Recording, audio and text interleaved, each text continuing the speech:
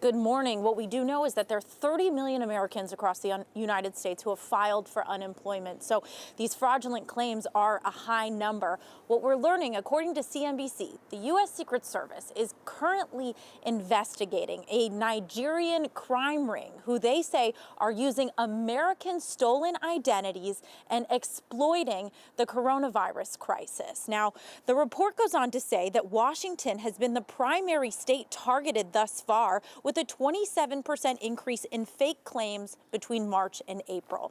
Now, the unemployment office here says it has safeguards in place, but they're still working to battle the increasing number of fake claims. In a statement from the Employment Security Department, the department said it actually halted payments last week for 2 days in order to get a handle on the number of fake claims they were facing. Now, you may recall the Equifax breach that happened in 2017. What the state is saying is that many people still don't know that they had information stolen in that breach, and that's one source of information that these criminals are using. Now, the state's Unemployment Security Department says it's hiring more fraud investigators. They're working with the U.S. Department of Labor to catch these fake claims.